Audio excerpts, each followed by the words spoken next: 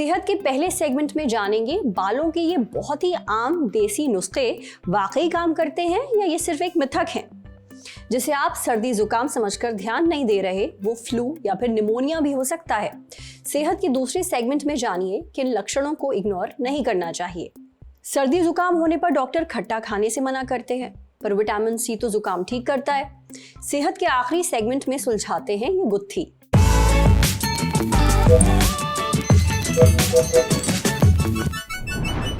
बाल घने नहीं हैं, एक काम करो, बाल कटवा लो या मुंडवा लो, बाल घने निकलेंगे।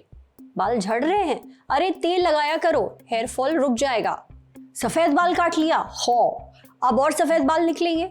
ये बातें पक्का आपने भी किसी ना किसी से सुनी होंगी, हो सकता है इन पर अमल भी किया हो। तो क्या हुआ, फायदा हुआ या नुकसान? कमेंट्स में जरूर बताइएगा। किसी के कहने पर या कोई वायरल रील देखकर हम बहुत कुछ सच मान बैठते हैं, इसलिए आज हम सेहत पर बात करने वाले हैं बालों से जुड़े कुछ बहुत ही आम देसी नुस्खों के बारे में। डॉक्टर से जानेंगे क्या सच है और क्या मिथक, तो सुनिए। ये बिल्कुल भी सच नहीं है। हाँ, बाल काटने से उलझते कम है, इसलिए झड़ते कम है। So answer is no. ये थोड़ा सा कंट्रोवर्शियल आंसर है। अगर किसी को बहुत ज़्यादा बाल झड़ रहे हैं या डैंड्रफ है, उसमें तेल लगाना बहुत ज़्यादा हेल्प नहीं करेगा, क्योंकि हम तेल लगाते हैं तो बहुत ज़्यादा मसाज भी करते हैं। और अगर ऑलरेडी वीक स्टेज में है हमारे बाल, तो मसाज करने से वो सारे बाहर आ जाएंगे। किसी को डैंड्रफ है, डैंड्रफ बढ़ जाएगा, तो इस स्टेज में हेल्प नहीं करेगा तेल लगाना। अगर किसी को थोड़ा कम हेयर फॉल है, उस केस में डेफिनेटली ऑयलिंग हेल्प करेगी, क्योंकि उससे सर्कुलेशन भी बढ़ेगा, बालों की थोड़ी फ्रीजीनेस भी कम होगी, बालों में थोड़ी चमक आएगी, तो इट विल हेल्प उस केस में। कि डैंड्रफ सिर्फ ड्राई स्कैल्प में होता है और तेल लगाने से कम हो जाता है, जो बिल्कुल भी सच नहीं है। तेल लगाने से डैंड्रफ बढ़ जाता है। एक्चुअली होता क्या है, हमारे हेयर में ऑलरेडी तेल ज़्यादा हो रहा है, जो कि डैंड्रफ बना रहा है। उसके ऊपर अगर हम और तेल लगा लेंगे तो और ज़्यादा स्टिकी हो जाएगा और ज़्यादा बाल झड़ेंगे। तो अगर आपको डैंड्रफ है तो आपको तेल बिल्कुल नहीं लगाना है। एक सफ़ेद बाल काटने से और सफ़ेद बाल आ जाते हैं, जो कि बिल्कुल भी सच नहीं है। It's absolutely myth. Hair split ends को शैम्पू या और अदर हेयर प्रोडक्ट से ठीक किया जा सकता है, जो कि सही नहीं है। जो स्प्लिट एंड्स हो चुके हैं उन्हें हम हेयर्स को ट्रिम करके, मतलब थोड़ा हेयर्स को कट करके ही ठीक कर सकते हैं। और ज़्यादा ना हो उसके लिए हम अच्छा hair shampoo, hair mask, hair conditioner, वो सब अगर यूज़ करें तो वो नहीं होंगे। कि बालों को टाइट जूड़ा बांधने से बाल जल्दी लंबे होते हैं, जो कि बिल्कुल भी सच नहीं है। बाल अगर यदि हम ज़्यादा टाइट बांधेंगे तो हमें और ज़्यादा हेयर फॉल होगा। यहाँ पे ट्रैक्शन एलोपेशिया एक टर्म होता है, वो डेवलप हो जाता है, हमारा माथा और चौड़ा हो जाता है। तो ऐसा बिल्कुल भी ना करें। इनमें से तो कई बातों को मैं भी सच मानती थी, ट्राई भी किया है, तभी फायदा नहीं हुआ। चलिए, आज दूध का दूध और पानी का पानी हो गया। अब बढ़ते हैं सेहत के अगले सेगमेंट की तरफ, तन की बात।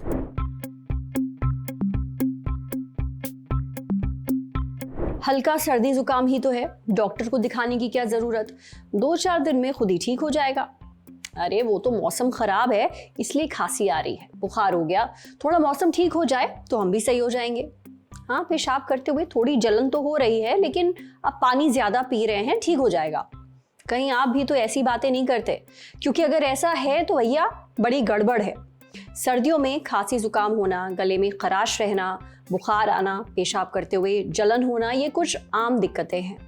इसलिए लोग इन पर ज्यादा ध्यान नहीं देते, इग्नोर करते रहते हैं जब तक दिक्कत बहुत ज्यादा बढ़ नहीं जाती। फिर जाकर आप डॉक्टर को दिखाते हैं, तब लंबा इलाज कराना पड़ता है। कई बार तो यही लापरवाही जानलेवा बन जाती है। सर्दियों में होने वाली ये आम दिक्कतें कब और क्यों सीरियस रूप ले लेती हैं, ये हमने पूछा शारदा हॉस्पिटल में इंटरनल मेडिसिन डिपार्टमेंट में सीनियर कंसल्टेंट डॉक्टर श्रेय श्रीवास्तव से। डॉक्टर श्रेय कहते हैं कि सर्दियों में लोग ज्यादातर वक्त घर के अंदर बिताते हैं, एक सीमित एरिया में ज्यादा समय रहते हैं। खिड़की दरवाजे बंद होने से हवा का बहाव कम होता है, इससे वायरस एक से दूसरे इंसान में जल्दी ट्रांसफर हो जाता है। इसलिए सर्दियों में जुकाम खांसी ज्यादा होती है। लेकिन हर बार जुकाम खांसी कॉमन कोल्ड की वजह से हो ये जरूरी नहीं। कई बार ऐसा इन्फ्लुएंजा वायरस की वजह से होता है जिससे होता है फ्लू। ऐसा होने पर कपकपी के साथ बुखार होता है, सूखी खांसी और छींकें आती हैं, गले में दर्द और खराश होती है, नाक बहती है या फिर जाम हो जाती है, बहुत थकान रहती है, सिर दर्द, बदन दर्द होता है। अगर ये सारे लक्षण महसूस हो रहे हैं तो इसे कॉमन कोल्ड समझने की गलती ना करें, यानी आम सर्दी जुकाम। ये फ्लू हो सकता है, इसलिए जैसे ही आपकी दिक्कतें बढ़ें तुरंत डॉक्टर को दिखाएं। अगर फ्लू होगा तो उसका इलाज चलेगा, अगर नहीं होगा तो भी आपको आराम पहुंचाने के लिए दवा दी जाएगी। अगर फ्लू या सर्दी जुकाम वक्त रहते ठीक ना हो तो इन्फेक्शन फेफड़ों तक पहुंच सकता है, इससे निमोनिया हो सकता है, जान तक जा सकती है। इसलिए निमोनिया के लक्षणों को समझना और उन्हें इग्नोर ना करना बहुत ज़रूरी है। निमोनिया का सबसे पहला लक्षण खांसी है, इसके बाद बलगम बनने लगता है, सांस लेने में दिक्कत होती है, यहाँ तक कि फेफड़ों में पानी भर जाता है। ऐसे मरीजों को छाती में काफ़ी तेज दर्द होता है। अगर इन्फेक्शन बहुत ज़्यादा बढ़ जाए तो ये पूरे शरीर में फैल सकता है, इसे सेप्टिक शॉक कहते हैं और इसमें ऑक्सीजन की कमी हो जाती है। ऐसे मरीजों को कई बार वेंटिलेटर पर रखना पड़ता है। लिहाजा अगर खांसी जुकाम ठीक नहीं हो रहा, सांस फूल रही है, बहुत कमजोरी है तो तुरंत हॉस्पिटल जाना चाहिए। सर्दियों में पेशाब में जलन होना भी एक बहुत ही आम समस्या है। असल में ठंड के मौसम में लोग कम पानी पीते हैं, इसलिए यूरिन कम पास होता है। नतीजा, पेशाब की थैली में बैक्टीरिया लंबे वक्त तक रहते हैं और बढ़ते रहते हैं। यही नहीं, पानी की कमी से यूरिन का कंसंट्रेशन भी बढ़ जाता है, यानी यूरिन में पानी की कमी हो जाती है, यूरिन गाढ़ा हो जाता है, शरीर में यूरिया, क्रिएटिनिन और इलेक्ट्रोलाइट्स की मात्रा बढ़ जाती है। इससे भी बैक्टीरिया को पनपने में मदद मिलती है। यूरिनरी ट्रैक्ट इन्फेक्शन यानी कि यूटीआई हो जाता है, इसे आम भाषा में पेशाब का इन्फेक्शन कहते हैं। इसलिए अगर पेशाब करते हुए जलन हो, बार बार ऐसा लगे कि यूरिन होने वाला है पर हो ना, यूरिन का रंग बदलकर गाढ़ा हो जाए या यूरिन में खून आने लगे तो बिल्कुल भी देरी ना करें। इससे पहले दिक्कत और बढ़े तुरंत डॉक्टर को दिखाएं। और सबसे ज़रूरी बात, आप खुद डॉक्टर ना बने, गलत दवा बीमारी बढ़ा सकती है। इसलिए डॉक्टर को अपने लक्षण बताएं और जो दवा वो कहें वही लें। इसके साथ ही पानी खूब पिएं, मास्क लगाएं और अपनी साफ सफाई का ध्यान रखें। समझे? अब बारी है सेहत के आखिरी सेगमेंट की, खुराक यानी झक्कासी हेल्थ टिप। आजकल पोल्यूशन और मौसम की वजह से मेरा गला खराब है, आवाज सुनकर समझ ही गए होंगे। मैंने डॉक्टर को दिखाया। डॉक्टर साहब ने कहा खट्टी चीजें एकदम ना खाना, खट्टे फल भी नहीं। अब ये सुनकर हम थोड़ा चौंक गए, क्योंकि अब तक तो हमने यही सुना था कि अगर जुकाम हो तो विटामिन सी लेना चाहिए, इससे इम्यूनिटी मजबूत होती है, सर्दी जुकाम जल्दी ठीक होता है। विटामिन सी होता है खट्टे फलों में, जैसे आंवला, अमरूद, संतरा, मौसम्बी, टमाटर, नींबू वगैरह में। लेकिन डॉक्टर साहब ने तो साफ साफ मना कर दिया। भला ऐसा क्यों? इसका जवाब दे रही हैं सीनियर डाइटिशियन और वन डाइट टुडे की फाउंडर डॉक्टर अनु अग्रवाल। डॉक्टर अनु कहती हैं कि विटामिन सी से भरपूर चीजें खाने से इम्यूनिटी मजबूत होती है। ये पूरी तरह सच है। विटामिन सी शरीर के इम्यून सिस्टम को एक्टिव रखता है और इन्फेक्शन से लड़ने में मदद करता है। इसलिए आपको आंवला, संतरा, नींबू वगैरह लेना चाहिए।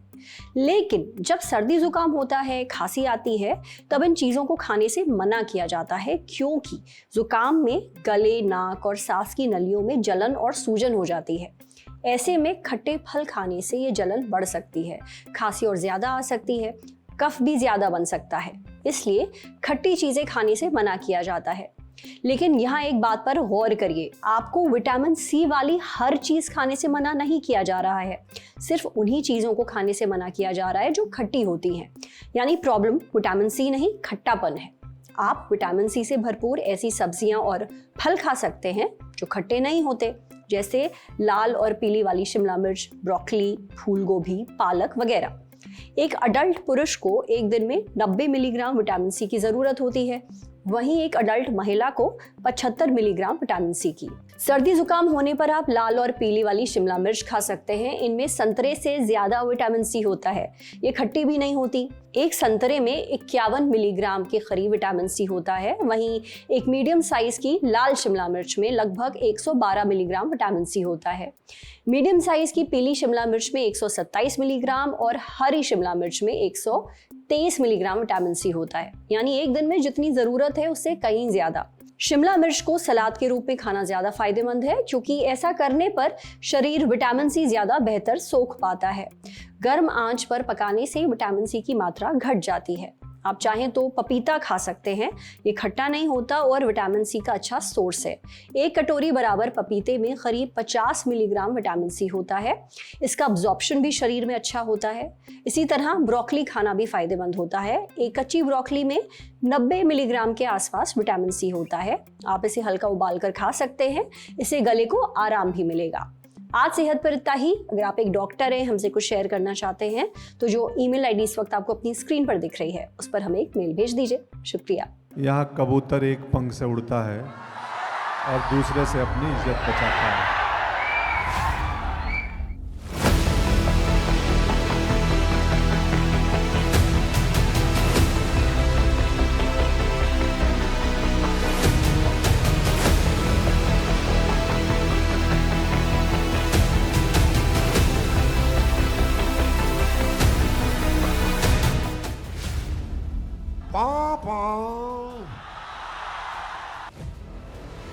रील नहीं, बिहार वाली रियल वाइब्स चाहिए तो 10 जनवरी को आइए बापू सभागार पटना, जहां सजेगा लल्लन टॉप अड्डा।